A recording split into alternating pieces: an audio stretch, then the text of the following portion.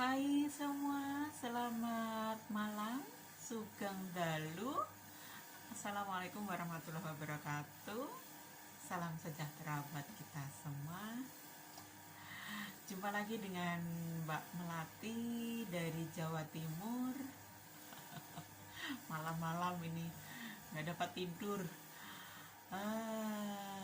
Pengen ngobrol lagi. Sekarang kita mau ngobrol apa ya? Itu yang dari komen-komen di grup itu ya. Kita merasa apa ya, intinya kita sebagai bangsa Indonesia yang sudah sepakat dengan Pancasila, yang sudah sepakat dengan Bhinneka Tunggal Ika, kita sudah sepakat dengan menerima perbedaan apa saja yang ada di Indonesia, ya, semua satu Indonesia, bukan negara lain.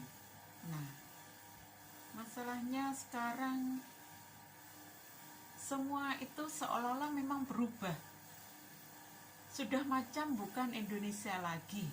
Masalahnya di situ. Terus saya sebagai orang tua yang pernah merasakan,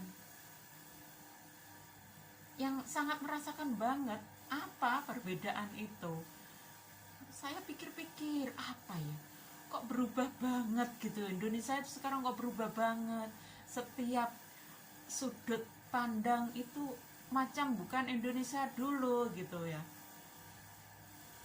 Setiap di grup-grup, yang grup apa gitu, grup misal grup ada yang komen, yang kebetulan grup saya itu dari berbagai wilayah di Indonesia ya, dari Papua ada, dari Sumatera ada, Kalimantan ada, Jawa Barat, Jawa Timur, Jawa Tengah, Bali, NTT, Timur Leste malah ada yang masuk juga. Nah, dari berbagai daerah tadi kita kumpul dalam grup tadi, kita akhirnya ada satu kesepakatan bahwa memang semua berubah, tidak seperti dulu lagi. Terus kita akhirnya berpikir, apa ya kira-kira yang membuat kita berubah, kira-kira apa gitu ya. Terutama sekarang ini seolah-olah negara itu seolah-olah mau dirubah seperti budaya negara lain gitu ya. Jadi kita sepakat untuk memakai bahasa Indonesia, tapi seolah-olah dibiasakan untuk memakai bahasa Timur Tengah. Walaupun bahasa Inggris, bahasa Mandarin ada, tapi tidak terasa itu seperti pemasakan itu nggak ada gitu ya. Ya memang ada gunanya juga kalau kita mempelajari bahasa Inggris, kita bisa mempelajari sesuatu yang bisa menambah ke pengetahuan kita, bisa menambah wawasan kita. Nah, kalau untuk bahasa Timur Tengah itu kira-kira apa selain hanya untuk ilmu, untuk untuk mempelajari kitab-kitab saja. Sementara kitab-kitab itu sudah ada ahlinya. Ahlinya sudah mempelajari, sudah sudah sangat-sangat menguasai apa yang harus pahami oleh sang ahli, nanti disampaikan ke kita sebagai umatnya, sebagai jamaahnya. Jadi kalau kita terus membiasakan kepada anak-anak kita untuk memakai bahasa yang kesono-sonoan ya.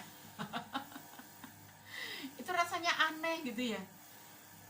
Sudah semua itu berubah, macam baju-baju sudah seperti bukan Indonesia lagi, harus tertutup seperti ada negara Timur Tengah. Nah, intinya berubah, bukan baju-baju saja. Nah, akhirnya kita di grup tadi akhirnya berusaha mengingat-ingat apa saja ya yang kira-kira berubah. Nah, di sini ada saya akan bacakan beberapa kesimpulannya dari teman-teman satu grup tadi. Yaitu oke, yang pertama tadi adalah bahasa udah mulai diganti-ganti. Nah, kita memakai bahasa misal kulo, saya, aku, itu sudah sangat-sangat baik, udah Indonesia banget gitu ya. Gue, lo, itu udah bahasa Indonesia walaupun dibikin gaul gitu ya. Nah, terus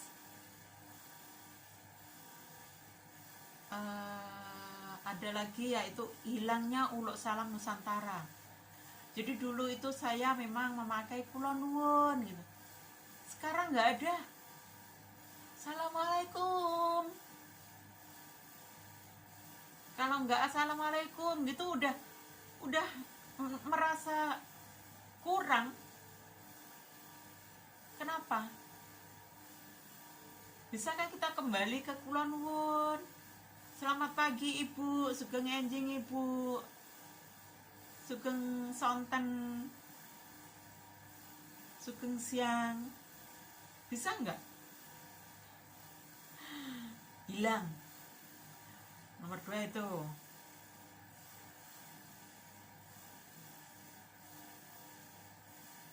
Nomor selanjutnya, nomor 3, busana yang memperlihatkan keindahan, keanggunan wanita hilang. Nah, itu tadi yang seperti bahwa di setiap ujung, setiap tempat, setiap sudut, semua memakai brukut. Gak ada keindahan-keindahan, pakai apa. Ya memang kita gak bisa memungkiri bahwa memang Muslim yang ada di Indonesia itu ada 90%. Tapi kita harus ingat, Bung Karno itu jauh-jauh hari sudah mengingatkan kita boleh Islam, tapi jangan jadi Arab. Bung Karno itu orang luar biasa yang mengerti sebelum apa yang terjadi. Mungkin seperti itu, bisa dikata seperti itu. Jadi kita jauh-jauh hari itu rakyatnya sudah diantisipasi agar waspada.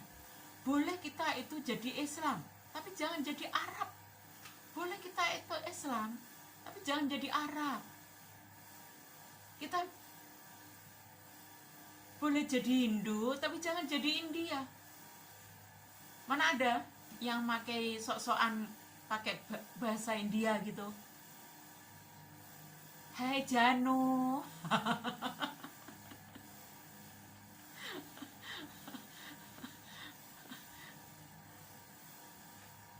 Ada yang pakai baju sari, orang Hindu? Enggak, itu sudah betul. Jadi memakai budaya Nusantara, tetap memakai budaya sendiri, budaya daerah sendiri, walaupun dia seorang Hindu.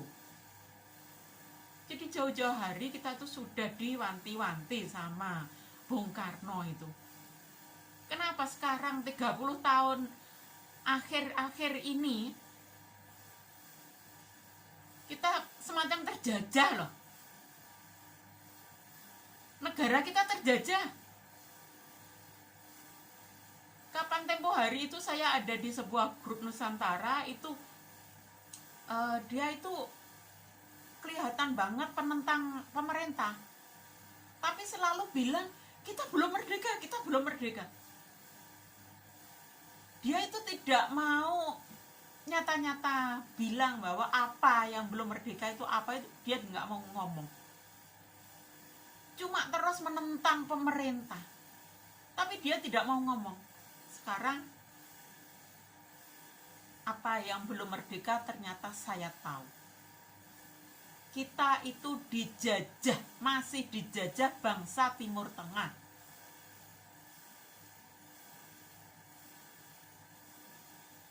Jadi merdeka kita itu belum, itu cuma formalitas saja.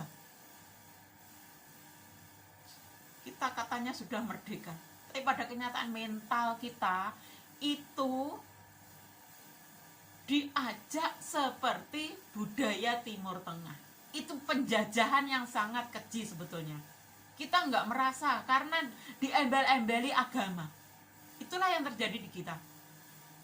Hati-hati. Jauh-jauh hari sudah diwanti-wanti sama Bung Karno. Nggak ngerasa kan?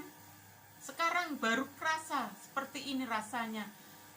Ternyata kita telah menginjak-injak leluhur kita, menginjak-injak bangsa kita sendiri, merubah budaya kita sendiri. Kita sendiri sebetulnya teriak-teriak merdeka, belum merdeka kita.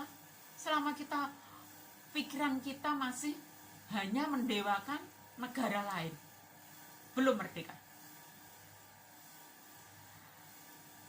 Oke, dan selanjutnya yang nomor 4, doa-doa dan mantra yang dipakai bahasa Arab itu lebih dibanggakan. Jadi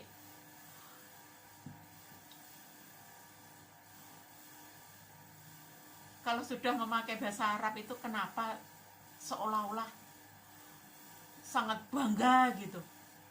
Mana nasionalisme kita, mana hubul waton kita, mana? Seolah-olah kalau sudah nyanyi pakai bahasa Arab seperti sini Saban macam itu, kita semua langsung berduyun-duyun, berbondong-bondong mendukung. Ya memang enak, karena apa? Karena ada bahasa Arabnya tadi. Padahal isinya apa kalian apa tahu kita? Kita nggak tahu artinya apa. Yang penting bahasa Arab, udah amin amin amin semua. Itu di dalamnya percintaan kita juga nggak tahu. Nisa Saban sendiri kira-kira juga nggak tahu itu arti dia menyanyikan lagu itu, kecuali kalau sholawatan memang untuk kanjeng Nabi. Oke. Dan itu yang dinyanyikan Nisa Saban bukan untuk kanjeng Nabi semua, kita tahu itu.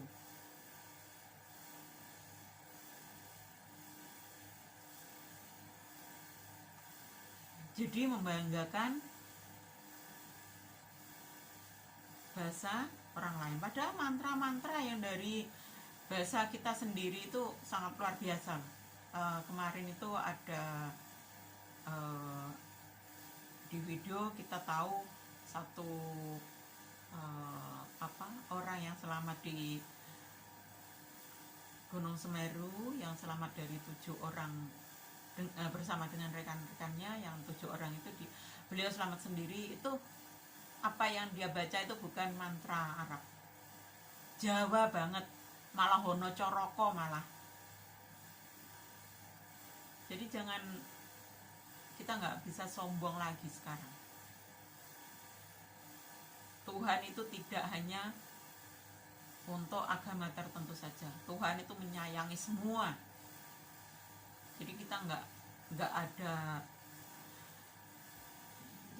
ada hak sama sekali untuk sombong, untuk merasa paling benar, gitu ya, untuk merasa paling ampuh. Enggak. Semuanya tergantung dari cara kita mendekat sama Tuhan itu betul-betul atau enggak. 10 menit lebih, masih banyak apa yang menjadi ganjalan kami semua selaku orang Nusantara ya. Nah, nanti insya Allah di pertemuan yang selanjutnya kita akan ulas lagi.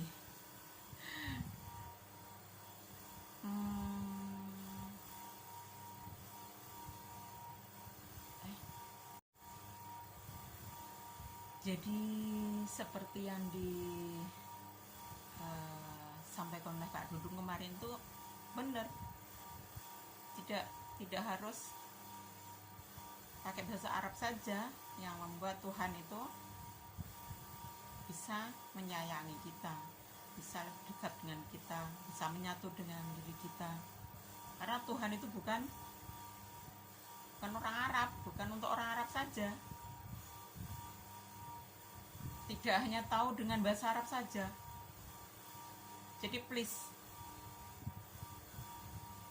segera rubah, segera buka kesadaran kita untuk tidak membanggakan bahasa Arab terutama. Itu sangat-sangat Arabisasi itu ya di situ. Kalau kita masih terus membanggakan bahasa-bahasa itu. Kita punya bahasa sendiri yang luar biasa. Oke ya?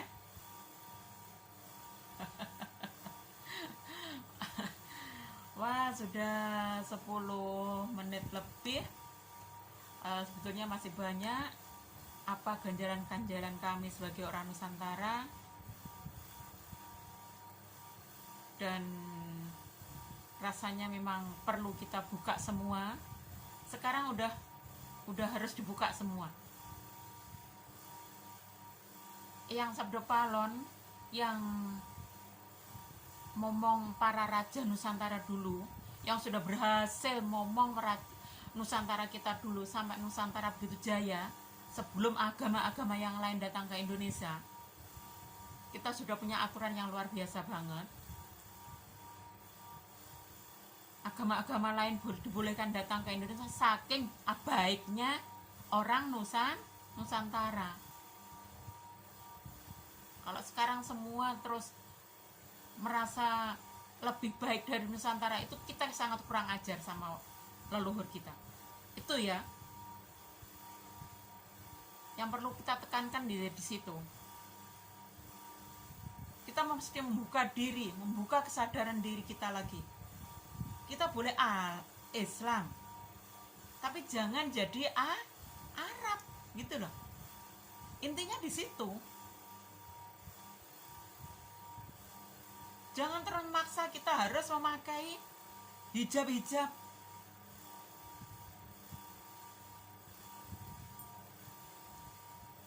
Banyak hadis palsunya itu. 30 tahun inilah digencarkan.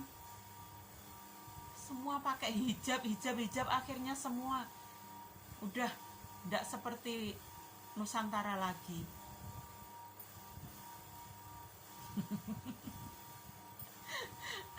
Sudah, pertemuan yang selanjutnya kita akan bahas lagi ya. Banyak yang membuat kita itu sangat kaget dan sangat kasihan dengan leluhur kita. Mari kita buka kesadaran kita untuk membangkitkan lagi Nusantara kita gitu ya.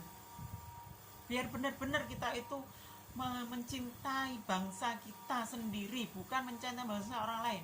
Saya walaupun pernah ada di negara mana-mana, ya tetap Indonesia itu saya junjung.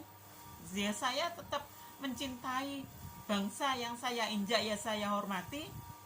Bangsa yang saya singgahi itu ya saya hormati.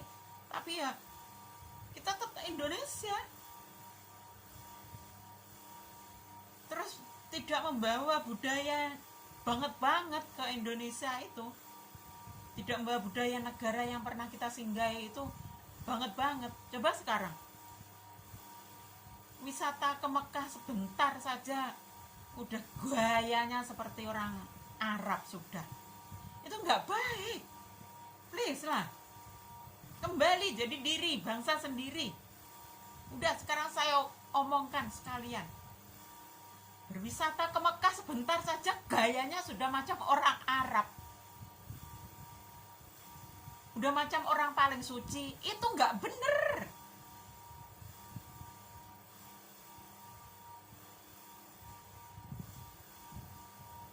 Seharusnya kalau memang sudah bener, udah berwisata ke Arab itu lebih gini ya, sama Tuhan itu lebih gini.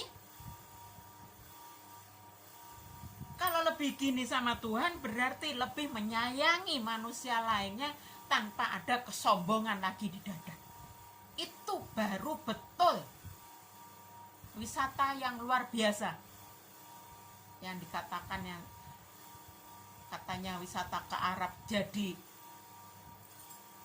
orang yang hebat itu karena apa? Lebih dekat dengan Tuhan, akhirnya implementasinya ke manusia lain itu lebih menyayangi, bukan malah membuat gap antara orang miskin dengan orang yang pernah wisata ke Arab. Yang ada sekarang itu seperti itu. Bisa nggak berubah? Bisa nggak pakai ajaran Nusantara lagi?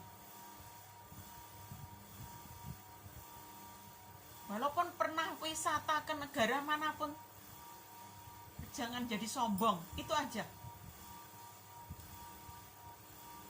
Dan yang paling bisa dititeni, udah wisata ke Arab sebentar saja, udah merasa yang harus dihormati lah, harus pakai titel haji lah. Nggak perlu itu nanti malah membuat kita dalam mendekat ke Tuhan itu tercoreng malah. Orang nggak ada pasrah-pasrahnya sama sekali, nggak ada ikhlas-ikhlasan sama sekali. Yang ada biar kelihatan di mata manusia saja kok. Nggak penting manusia itu mau ngapa ke kita, itu nggak penting. Yang penting tetap tuh Tuhan. Wah, nanti bisa 20 menit episode kali ini. Udah demikian aja ya. Terima kasih dan mudah-mudahan bermanfaat. Mohon maaf lahir dan batin. Lain kali kita lanjut. Mohon maaf lahir dan batin. Sekian saja. Selamat malam. Sugeng dalu. Assalamualaikum warahmatullahi wabarakatuh. Pareng. Matur sembah nuwun, pareng.